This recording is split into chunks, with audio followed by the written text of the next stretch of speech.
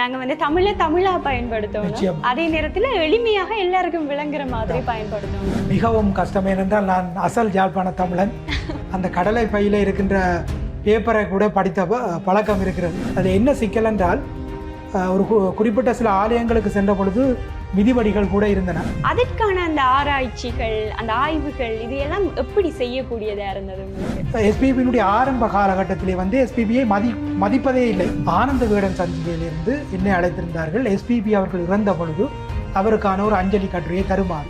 அது வந்து எப்படி சாத்தியமா இருக்கு? பெரும்பாலும் பிரபலமான பாடகர்கள், பிரபலமான இசையமைப்பாளர்களை தான் அவர்கள் கேட்பார்கள். ஒரு ஈழத்தமிழனுக்கு கிடைத்த ஒரு பெரிய ஒரு அங்கீகாரம் என்று நினைத்தேன். இங்கேயே இருந்திருந்தால் இந்த சந்தர்ப்பங்கள் எல்லாம் ஒருவேளை கிடைக்காமல் போயிருக்குமோ?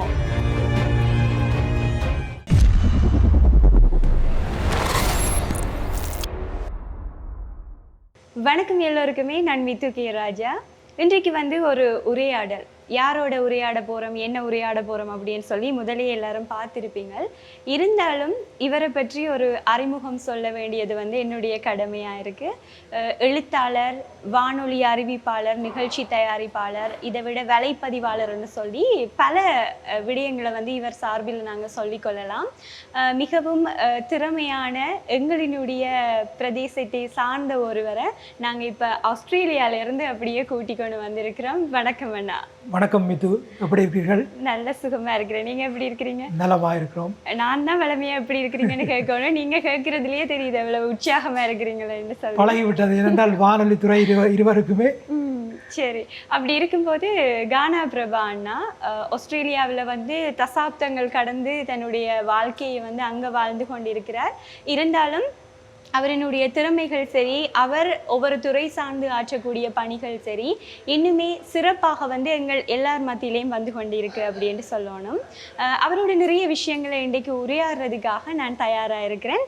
சரி ஆனால் சொல்லுங்கள், யாழ்ப்பாணம் எப்படி இருக்குது இப்போ? யாழ்ப்பாணம் நான் எப்பொழுது வந்தாலும், அதாவது 30 வருடங்கள் தொடுகின்ற இந்த சூழலில், ஏன் நான் இந்த 30 வருடங்கள் என்று சொல்கிறேன் என்றால், இந்த நாட்டை விட்டு பிரிந்த 30 வருடங்களும் யாழ்ப்பாணம் என்னுடைய யாழ்ப்பாணம் தான். அப்படித்தான் இருக்கின்றது. நிச்சயமாக உங்களுடைய எழுத்துக்களை வந்து அது எல்லாத்தையுமே பிரதிபலிக்குது அப்படின்னு தான் சொல்லுவேன். அப்படி இருக்கும்போது 90 காலப்பகுதியில் போயிருப்பீங்க இல்லையா இங்கே இருந்து? அப்போ இந்த உங்களோட ஊரில் இருந்து இன்னொரு தேசத்திற்கு நீங்கள் புலம்பெயர்ந்து போகிற போது அந்த மனநிலை எப்படி இருந்தது? இந்த வாழ்க்கையெல்லாம் விட்டுட்டு இன்னொரு இடத்த போகிறோம் அப்படின்ற மனநிலை எப்படி இருந்தது? மிகவும் கஷ்டம். ஏனென்றால் நான் அசல் யாழ்ப்பாண தமிழன்.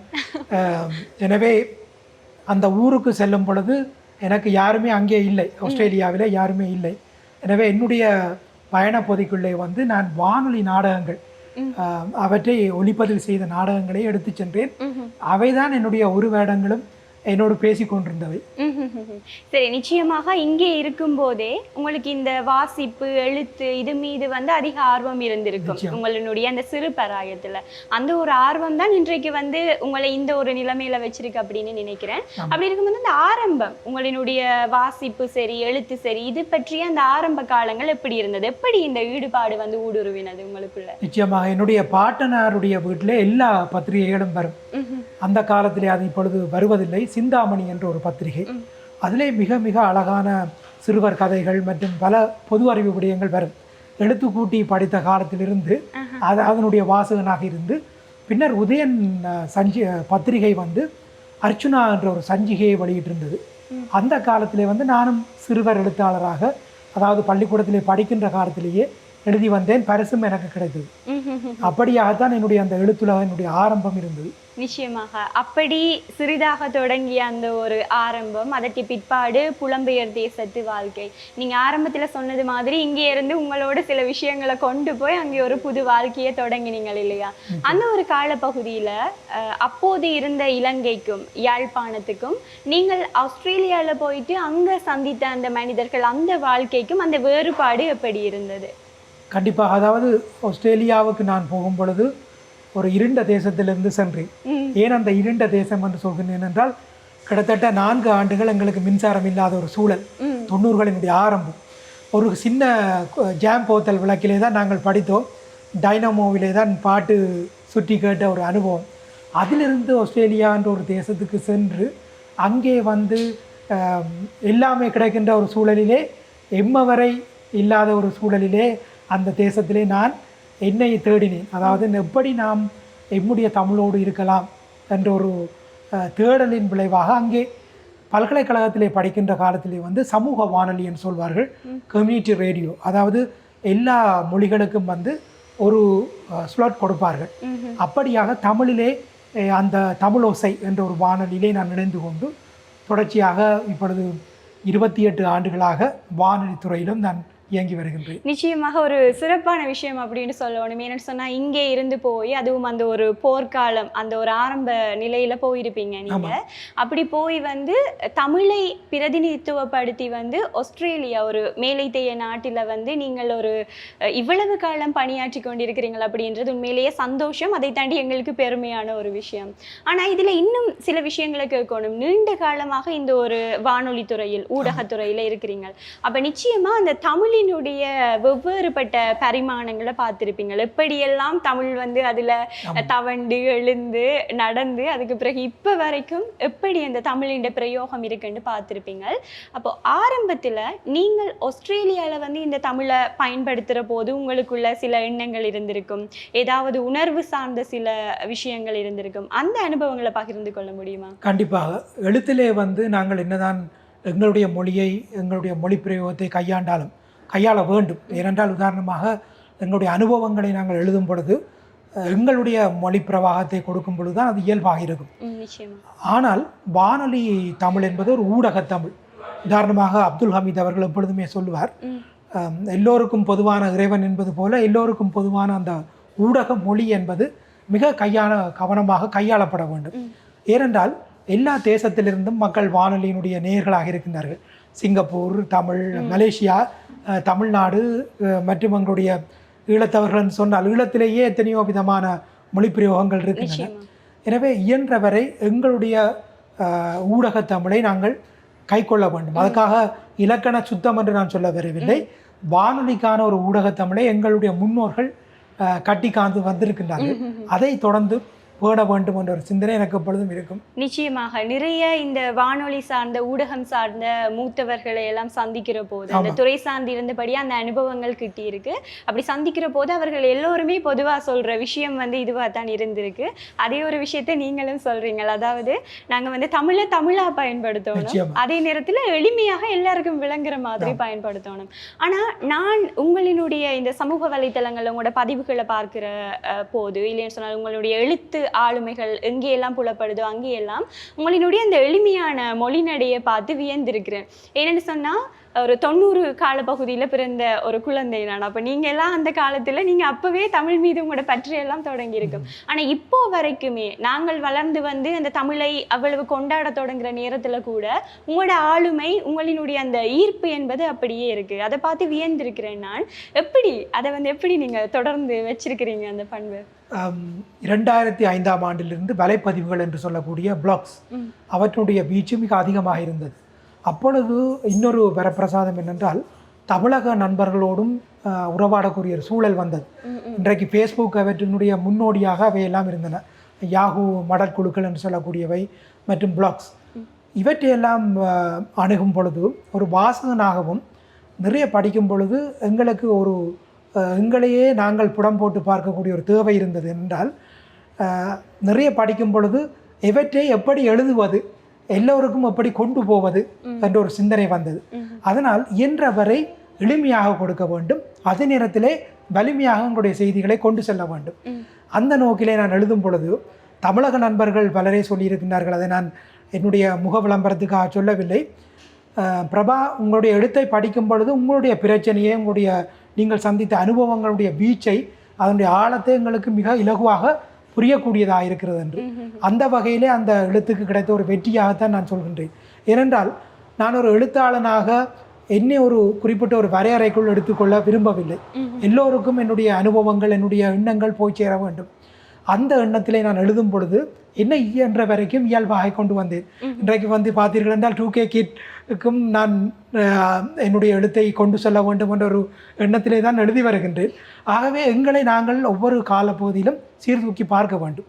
நாங்கள் இந்த காலகட்டத்திலே நாங்கள் எப்படி எளிமையாக கொண்டு போக வேண்டும். ஆரம்ப காலத்தில் வந்து பக்கம் பக்கமாக கூட எழுதியிருந்து அந்த பக்கம் பக்கமாக எழுதியதை வந்து பிறகு எப்படி நாங்கள் ஒரு குறிப்பிட்ட ஒரு எல்லைக்குள்ளே வைத்து கொண்டு கொடுக்க வேண்டும் என்ற ஒரு சிந்தனையும் எனக்கு வந்து நிச்சயமாக இப்ப வந்து நாங்க இருக்கிற இந்த நவீன உலகத்துல எல்லாமே நாங்கள் பொதுவாக எங்களினுடைய அடையாளமே இன்றைக்கு டிஜிட்டல் கிரியேட்டர் அப்படின்னு சொல்லி தான் இருக்கு என்ன சொன்னா எல்லாமே நவீனத்துவம் ஆயிட்டுது அப்படி இருக்கக்குள்ள இந்த எழுத்தை தாண்டி காணொளிகள் இல்லைன்னு சொன்னால் இந்த போட்காஸ்ட் அப்படின்னு சொல்லக்கூடிய அந்த விஷயங்கள் இது எல்லாமுமே வந்து பிரபல்யம் அடைகிற நேரத்துல இன்னும் வந்து நாங்க எழுத்தை நேசிக்கணும் மற்றவைய வாசிக்க பண்ணணும்னா நீங்க சொல்ற இந்த விஷயங்கள் நிச்சயமா கை கொள்ளணும் இது வந்து எல்லா எழுத்தாளர்களுமே இதையும் கவனிக்க வேண்டும் அப்படின்றதும் ஒரு சின்ன விண்ணப்பமாக கூட சொல்லிக்கொள்ளலாம் அப்படி இருக்கிற போது உங்களுடைய இந்த வலைப்பதிவு தளம் அதில் இருந்து தொடங்கின அந்த பயணம் அதற்கு பிற்பாடு ஒரு எழுத்தாளராக இந்த புத்தகங்களை வந்து வெளியிட்டு இருக்கிறீங்க எனக்கு தெரிஞ்சு நீங்க வெளியிட்ட இந்த 4 புத்தகங்கள் நான் அறிந்த வரையில் அந்த 4மே வந்து ஒவ்வொன்றும் ஒவ்வொரு துறை சார்ந்து இருக்கு உண்மையிலேயே அதே அந்த ஆரம்ப 2 புத்தகங்களும் கம்போடியா மற்றும் பாலி என்று சொல்லி அந்த புத்தகங்கள் வந்து இந்து ஆலயங்கள் அவற்றினுடைய தொன்மைகளை பற்றி எழுதியிருக்கிறீங்க அதற்கான அந்த ஆராய்ச்சிகள் அந்த ஆய்வுகள் இது எல்லாம் எப்படி செய்யக்கூடியதாக இருந்தது உங்களுக்கு இப்போ என்னுடைய வானொலி அனுபவமாகட்டும் அல்லது என்னுடைய எழுத்து அனுபவமாகட்டும் நான் ஒரு நல்ல வாசகனாக தேடி தேடி படித்தது தான் எனக்கு பிறகு எழுத்தாளனாக இருப்பதற்கு உதவியாக இருந்தது அதுபோல் இந்த கம்போடியா மற்றும் பாலி தீவிலே இருக்கின்ற இந்து தொன்மங்களை தேடி நான் சென்ற பொழுது அதனுடைய அடிப்படையாக இருந்தது வந்து நான் என்னுடைய உயர் வகுப்பிலே இந்து நாகரிகத்தை ஒரு முக்கியமான ஒரு பாடமாக சிறப்பு பாடமாக எடுத்திருந்தேன் எடுத்து அதிலே ஒரு நல்ல சித்தியும் எடுத்திருந்தேன் உண்மை சொல்ல வேண்டும் என்றால் நான் என்னுடைய A-level முடித்துவிட்டு நான் ஆஸ்திரேலியாவுக்கு பல்கலைக்கழக படிப்புக்கு செல்ல முயன்ற பொழுது என்னுடைய புள்ளிகளிலே அதிகப்படியான புள்ளியை பெற்றுத்தந்தது இந்த இந்து நாகரிகம் எனவே அதற்கு நான் விசுவாசமாக இருக்க வேண்டும் என்று எண்ணிக்கொண்டேன்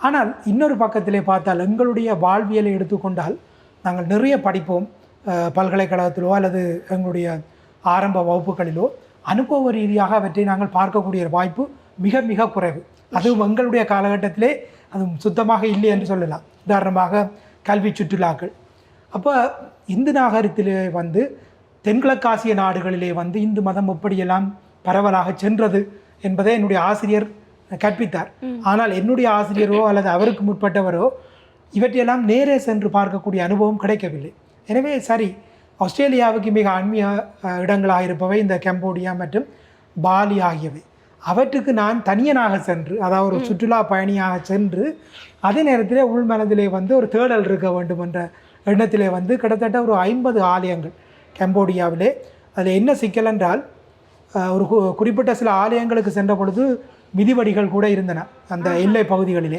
எனவே மிக மிக கவனமாக சென்று அந்த ஆலயங்களுக்கு செல்லக்கூடிய ஒரு சூழல் இருந்தது அவற்றை தகவல்களாக திரட்டி புத்தகமாக எழுதியிருந்தேன் அதுபோல் பாலி தீவு வந்து ஒரு நாங்கள் அங்கே சென்று அந்த ஆலயங்களுக்கு பார்த்தால் ஏதோ ஒரு சொர்க்கலோகத்தில் இருப்பது போல இருக்கும் அங்கே இருக்கின்ற மக்களுக்கும் அந்த ஒரு பெரிய ஒரு கடவுள் நம்பிக்கை என்பது எங்களை விட அதிகமாக இருக்கின்றது எனவே அவற்றையும் நான் பதிவாக்கி ஒரு வரலாறு என்று தனியாக வரலாறு சார்ந்த நோக்கில் எழுதாமல் சுவாரஸ்யமாக என்னுடைய அனுபவங்களை இணைத்து அந்த புத்தகங்களை நான் எழுதியிருந்தேன் நிச்சயமாக நிறைய விஷயங்கள் இருக்கு உங்களோட கதைக்கிறதுக்கு இந்த நூல்கள் என்றதை தாண்டி உங்களினுடைய அதிகமான இந்த முனைப்புகள் எல்லாம் சமயம் சார்ந்ததாக இருக்கு தமிழ் சார்ந்ததா இருக்கு சமூகம் சார்ந்தது சினிமா அப்படின்னு சொல்லி இப்படி நான் பல்வேறு கோணத்திலையும் பிரிச்சு பார்க்கிறேன் உங்களோட ஒவ்வொரு அணுகுமுறைகளையும் அந்த வகையில தான் உங்களோட அடுத்த நூல் இந்த எங்கட காலம் அப்படின்னு சொல்லி அது எங்கட காலம் அப்படின்னு சொல்லி 80ஆம் ஆண்டு கால பகுதியில இருந்த அந்த வாழ்க்கை முறையை வந்து அதுல சொல்லி இருக்கிறீங்க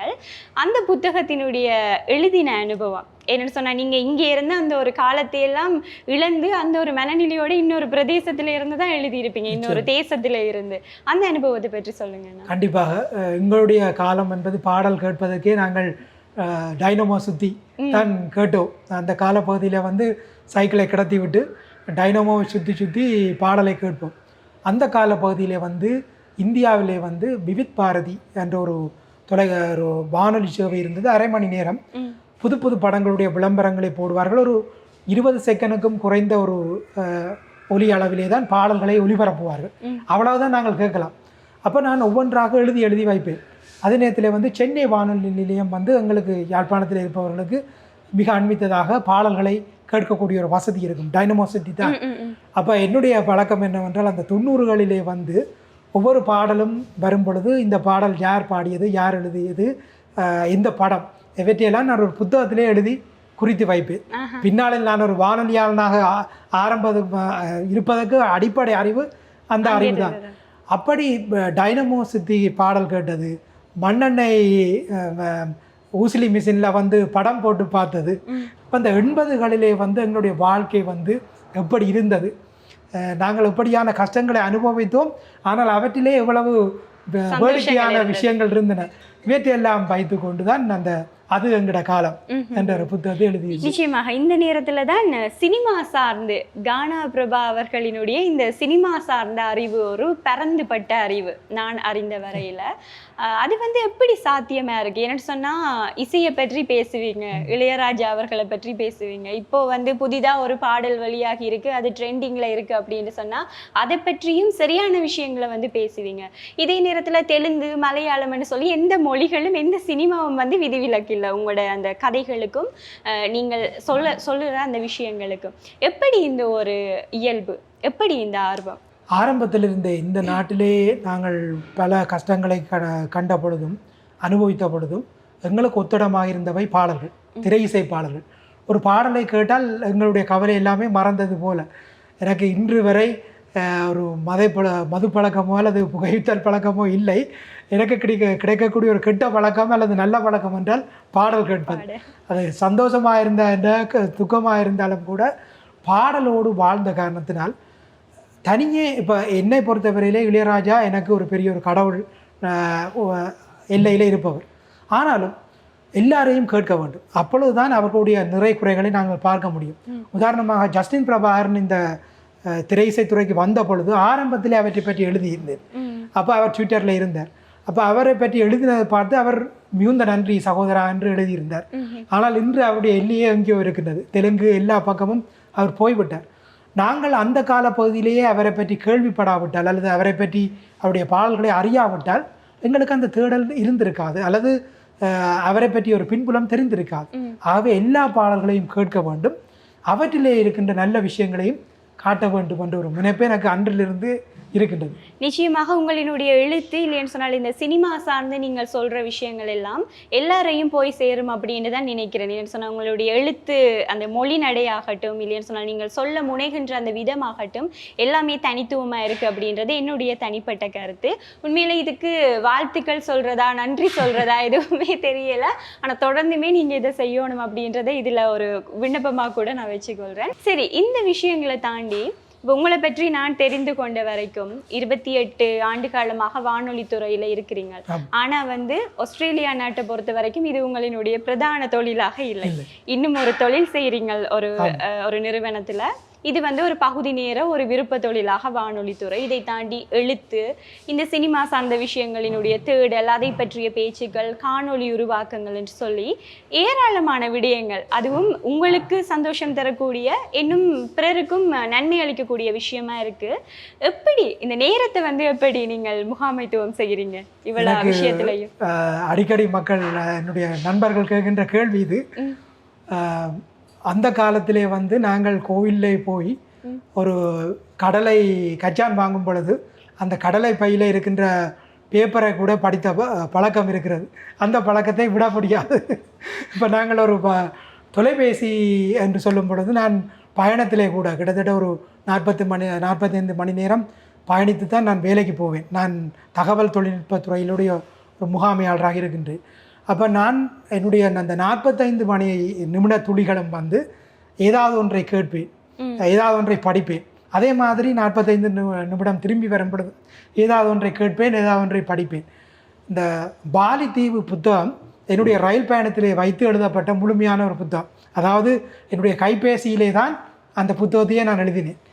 அப்படி எனக்கு அந்த நேரத்தை வந்து எங்கெங்கே எனக்கு அந்த சைக்கிள் கேப்பில் என்று சொல்வார்கள் கிடைக்கின்ற இடங்களிலெல்லாம் தேடி தேடி தேடி நான் அந்த அதை பயன்படுத்திக் கொள்வேன். இப்படியாக நிறைய விஷயங்கள் கதைச்சு கொண்டிருக்கும் போது ஆரம்பத்தில் உங்களுடைய நூல்களை பற்றி கதைச்சு கொண்டிருக்கிற நேரத்தில் மிக முக்கியமான ஒன்றை வந்து நான் விட்டிருந்தேன். நாங்கள் அதை பற்றி நிறைய பேசணும் அப்படின்னு சொல்லி, குறிப்பாக பாடகன் சங்கதி.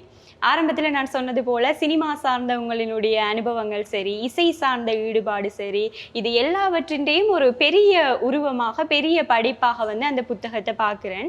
அந்த புத்தகத்தோட தான் கானா பிரபா அப்படின்ற ஒருவரையே வந்து எனக்கு தனிப்பட்ட ரீதியில் அறிமுகம் கிடைச்சது. அந்த புத்தகம் எழுதின அனுபவம் அது சார்ந்த விஷயங்களை வந்து உங்கள்கிட்ட இருந்து எதிர்பார்க்குறேன். கண்டிப்பாக. இப்போ தமிழகத்தை எடுத்துக்கொண்டால் கிட்டத்தட்ட ஒரு 7 கோடி மக்கள் இருக்கின்றார்கள், தமிழர்கள். அங்கே வந்து பார்த்தீர்கள் என்றால் எத்தனை ஆயிரம் பேர் எழுத்தாளர்களாக இருக்கின்றார்கள். ஆனந்த விகடன் சஞ்சிகையிலிருந்து என்னை அழைத்திருந்தார்கள். எஸ்பிபி அவர்கள் இறந்த பொழுது அவருக்கான ஒரு அஞ்சலி கட்டுரையை தருமாறு. எனக்கு உண்மையிலேயே அதை நான் பெருமையாகவோ அல்லது ஒரு தம்பட்டமாக சொல்லவில்லை. உள்ளுக்குள்ளே நான் யோசித்தேன், ஒரு ஈழத்தமிழனுக்கு கிடைத்த ஒரு பெரிய ஒரு அங்கீகாரம் என்று நினைத்தேன். ஏனென்றால் நினைத்தால் அவர்கள் எத்தனையோ எழுத்தாளர்களிடமிருந்து உடனடியாக வாங்கி கொள்ள முடியும். அப்படியாக அந்த கட்டுரை வந்திருந்தது. அதன் பிறகு என்னுடைய எண்ணத்திலே வந்து சரி, எஸ்பிபியை நாங்கள் கொண்டாடுகின்றோம், இளையராஜா, ஏஆர் ரஹ்மானை தாண்டி அவரை அரவணைத்த இசையமைப்பாளர்கள் ஏராளம் பேர் இருக்கின்றார்கள். உதாரணமாக மெதுவா ஒரு காதல் பாட்டு என்றால் சந்திரபோஸ் வருவார், சங்கர் கணேஷ் இருக்கின்றார், பி குமார் இருக்கின்றார், இப்படி ஏராளம் இசையமைப்பாளர்கள் இருக்கின்றார்கள். ஈழத்தமிழர்களை பொறுத்தவரையிலே நீங்கள் ஒப்பிட்டு பார்த்தால் இன்னொரு விஷயத்தையும் தெரியும். எங்களுக்கான ஒரு தனித்துவம் என்னவென்றால் நாங்கள் எல்லா இசையமைப்பாளர்களுடைய பாடல்களையும் கேட்போம். இவர்தான் என்று முக்கியத்துவப்படுத்த மாட்டோம். ஆனால் தமிழகத்து தமிழர்களுடைய ரசனை என்னவென்றால் பெரும்பாலும் பிரபலமான பாடல்கள், பிரபலமான இசையமைப்பாளர்களை தான் அவர்கள் கேட்பார்கள். இப்போ உதாரணமாக பார்த்தீர்கள் என்றால் அமுதமலை பொழியும் அந்த நினைவிலே, இலங்கையிலே அது ஒரு சூப்பர் ஹிட் பாடல். அதை வந்து தமிழகத்தில் போய் கேட்டால் எத்தனை பேருக்கு தெரியுமோ தெரியாது. அப்போ நான் யோசித்தேன், சரி எஸ்பிபியை பற்றி ஒரு புத்தகம் எழுதுவோம். தனியே இளையராஜா, ஏஆர் ரஹ்மான், எம்எஸ்வி தாண்டி எத்தனை இசையமைப்பாளர்கள் வந்து அவரை அரவணைத்திருக்கின்றார்கள். உதாரணமாக வந்து ஒரு தகவலுக்காக சொல்கின்றேன். ஒரு இசையமைப்பாளர் வந்து எஸ்பிபியினுடைய ஆரம்ப காலகட்டத்திலே வந்து எஸ்பிபியை மதிப்பதே இல்லை. ஒரு பாடல் ஒலிப்பதிவிலே வந்து கண்டபடி திட்டி நீ வெளியில் போ என்று கலைத்து விட்டார். இவர் மரத்துக்கு கீழே இருந்து அழுதார். அழுது கொண்டிருக்கும் பொழுது இவருடைய உதவி இசையமைப்பாளர் வந்து அவரை ஆற்றுப்படுத்தி சரி இன்னொரு வாய்ப்பு அவர் தருவார், நீ பாடு என்று பாடிவிட்டார். அதன் பிறகு அந்த இசையமைப்பாளருடைய அபிமானத்தை பெற்றவர் கடைசியிலே வந்து அந்த இசையமைப்பாளருக்கு பிள்ளை இல்லை, இவர் என்னுடைய வாரிசு, எஸ்பிபி தன்னுடைய வாரிசு என்று சொல்லக்கூடிய அளவுக்கு அந்த இசையமைப்பாளருடைய பேர் சத்யம், அவர் வந்து தன்னை இவரை தத்தெடுத்து கொண்டார். அப்போ நான் இந்த வரலாறுகளை எல்லாம் இந்த புத்தகத்திலே பதிந்திருந்தேன். அதை ஏன் நான் சொன்னேன் என்றால் எஸ்பிபி என்பவர் ஒரு தனி மனிதன் அல்ல, அவருக்கு பின்னால் ஒரு பெரிய ஒரு பரிணாமம் இருக்கின்றது. அவற்றை படிக்கும் பொழுது எங்களுக்குடைய தோல்விகள், சவால்கள் இவற்றையெல்லாம் தாண்டி நாங்கள் எவ்வளவு தூரம் முன்னேறலாம் என்ற நோக்கிலே நான் பல இசையமைப்பாளர்கள், பல இயக்குனர்கள், இவரோடு இணைந்த பாடகர்கள் எல்லாவற்றையும் சேர்த்த ஒரு களஞ்சியமாக நான் அந்த புத்தகத்தை எழுதியிருந்தேன். 4 பதிப்புகள், தமிழகத்திலே 4 பதிப்புகள் கண்டிருக்கிறது. அது உண்மையிலேயே எனக்கு ஈழத்தமிழனாக எனக்கு ஒரு பெரிய ஒரு மகிழ்ச்சியாக இருக்கின்றது. உண்மையிலேயே பெருமையான விஷயம் தான். நீங்கள் சொன்னது போல இந்திய சினிமா இல்லைன்னு சொன்னால் தமிழ் சினிமா அப்படின்னு சொல்லி நாங்கள் எடுத்துக்கொண்டால் அதில் இசை என்று சொன்னால் நாங்கள் எஸ்பிபியை தான் முதலில் சொல்வோம். இளையராஜா அவர்களுக்கு முதல் கூட ஈழத்தமிழர்கள் அவரை கொண்டாடுவது அதிகம். அப்படி இருக்கிற போது அந்த புத்தகம் வெளியான நேரம், அதை எல்லோருமே பேசிய நேரம் அவ்வளவு பெருமையாக இருந்தது. அதையும் மகிழ்ச்சியாக வந்து இதில் பதிவு செஞ்சு கொள்கிறேன். இந்த இடத்துல இன்னும் ஒரு கேள்வி என்ன, நீங்கள் வந்து ஒருவேளை இலங்கையில் இருந்து புலம்பெயர வேண்டிய ஒரு தேவை இல்லாமல் போயிருந்தால், இங்கேயே இருந்திருந்தால், இந்த சந்தர்ப்பங்கள் எல்லாம் ஒருவேளை கிடைக்காமல் போயிருக்குமோ, இந்த துறை சார்ந்து இவ்வளவு வளர்ச்சியை அடைய முடியாமல் போயிருக்குமோ, அப்படி என்ற எண்ணம் எப்பயாவது வந்திருக்கா உங்களுக்கு? நான் அதனால்தான் என்னுடைய தேடல் வந்து தனியே ஒரு வானொலியாக இருக்கவில்லை, எழுத்தாக இருந்தது. நான் எல்லா இடமும் எழுதினேன், பிளாக்ல எழுதினேன், ஃபேஸ்புக்கில் எழுதி கொண்டிருக்கின்றேன். நீங்கள் சமூக வலைத்தளங்களை பார்த்தீர்கள் என்றால் ஒவ்வொரு பாய்ச்சலாக போய் கொண்டிருக்கிறது. இப்போ ஃபேஸ்புக்கினுடைய ஒரு இறுதி கட்டம் என்று கூட சொல்லலாம், இன்ஸ்டாவுக்கு பலர் தாங்கி கொண்டிருக்கின்றார்கள். எனவே நான் இந்த நாட்டிலே இருந்திருந்தாலும் கூட ஏதோ ஒரு துறையிலே என்னுடைய எழுத்து பங்களிப்போடு தான் நான் இருந்திருப்பீங்க. நிச்சயமாக. ஒருவேளை எங்களினுடைய அந்த போர்க்கால சூழல்களால் இவை தாமதமாகி இருக்கலாமே ஒழிய நிச்சயமாக அது வந்து இன்னும் வித்தியாசமான முறையில் முன்னேறி இருக்கும். கொஞ்சம் ஆர்வமாக இருந்தது. ஏன்னு சொன்னால் நீங்கள் அங்கே போனபடியா உங்களுக்கு ஆரம்பத்தில இருந்து அந்த அனுபவங்கள் வந்து இன்னும் வந்து ஒரு நேரான பாணியில் கிடைச்சிருக்கு அப்படின்னு சொல்லி கூட மகிழ்ச்சியோட சொல்லிக்கொள்ளலாம். அது ஏனென்றால் புலம்பெயர்ந்த வாழ்க்கையினால் எனக்கு கிடைத்த ஒரு நன்மை என்னவென்றால் நிறைய தமிழகத்து நண்பர்களுடைய தொடர்பு கிடைத்தது. எனவே அவர்களுக்கும் என்னுடைய எழுத்து போய் சேரக்கூடியதாக இருந்தது. அது உண்மையிலேயே எனக்கு ஒரு பெரிய வெற்றி என்று சொல்லலாம். நிச்சயமாக மகிழ்ச்சி அண்ணா. நிறைய விஷயங்களை பேசியிருக்கிறோம். உங்களோட இந்த தாயக உலாத்தல் இந்த நேரத்தில் வந்து கொஞ்ச நேரம் எங்களுக்காகவும் ஒதுக்கி இந்த விஷயங்களை பகிர்ந்து கொண்டதற்காக நன்றி. மிகுந்த நன்றி மித்து. அதாவது நான் பத்திரிகைகளுக்கு பேட்டி கொடுத்திருக்கின்றேன். ஆனால் ஒரு ஊடகத்துக்கு முதல் தடவையாக நீங்கள் தான் பிள்ளையார் சொல்லி போட்டிருக்கிறீர்கள். அந்த வகையில் உங்களுக்கு என்னுடைய நன்றியை தெரிவிப்பதோடு உங்களுடைய நிகழ்ச்சிகளை நான் பார்த்திருக்கின்றேன். உங்களை போன்ற துடிப்பான இளையோர்கள் தான் எங்களுடைய எதிர்காலம். எனவே தொடர்ந்தும் உங்களுடைய முயற்சிகள் எந்த விதமான தடங்களும் இல்லாமல் தொடர வேண்டும். நான் அடிக்கடி சொல்வதுண்டு, ஒரு நேரம் எங்களுக்கு நேர் தான், 1000 நேர்களும் நேர்கள் தான். ஆகவே உங்களுக்கு வருகின்ற அந்த எண்ணிக்கையை வைத்துக்கொண்டு நாங்கள் எங்களுடைய இலக்குகளுக்கு அணை போடக்கூடாது என்று வாழ்த்தி உங்களிடமிருந்து விடைபெறுகின்றேன். நன்றி. நன்றி. வணக்கம்.